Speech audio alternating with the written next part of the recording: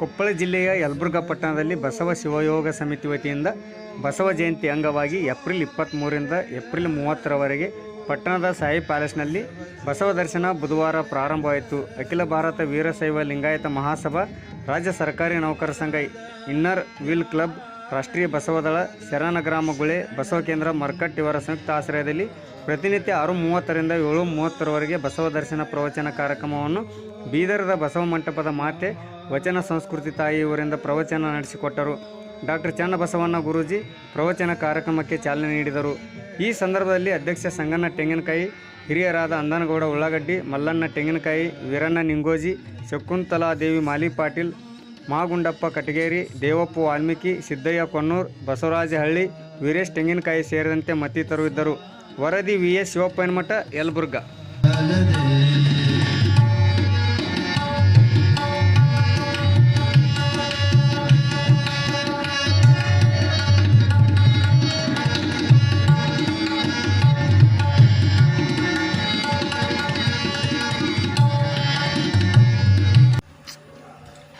ಬಸವ ಜಯಂತಿ ನಿಮಿತ್ತವಾಗಿ ಪ್ರವಚನ ಕಾರ್ಯಕ್ರಮ. 1,96,000 ಜಂಗಮರು, 770 ಅಮರಗಣಗಳು, 300 ವಚನಕಾರರು, 33 ವಚನಕಾರ್ತಿಯರಿದ್ದರು.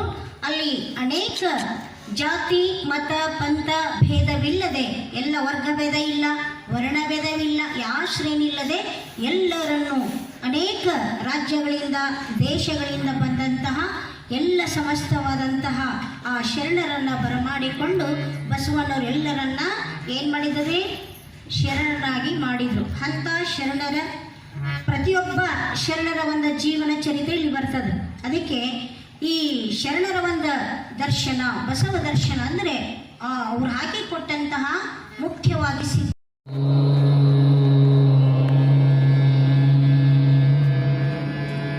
ಈಗ ನಾನು ಹೇಳಿದ ಹಾಗೆ ನೀವು ಗುರು ಬಸವಲಿಂಗಾಯ ನಮಃ,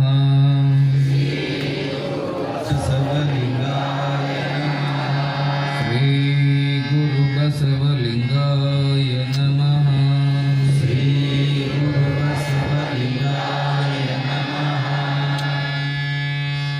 ಓಂ ನಮಃ. ಸ್ವಚ್ಛವಾಗಿ ಬಸವ ತತ್ವ ತಿಳ್ಕೊಬೇಕು. ನಾವು ಯಾರನ್ನೂ ವಿರೋಧ ಮಾಡಲಿಕ್ಕೆ ನಾವಿಲ್ಲಿ ಕೂತಿಲ್ಲ.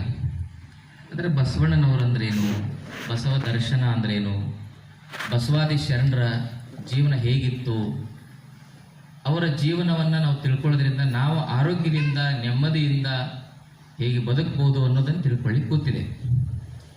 ಹಾಗಾಗಿ ಕೆಲವೊಂದಿಷ್ಟು ವಿಚಾರಗಳನ್ನು ನಾವು ನೇರವಾಗಿ ನಿಮಗೆ ತಿಳಿಸಬೇಕಾಗಿದೆ. ತಾವು ಅನ್ಯತಾ ಭಾವಿಸುವ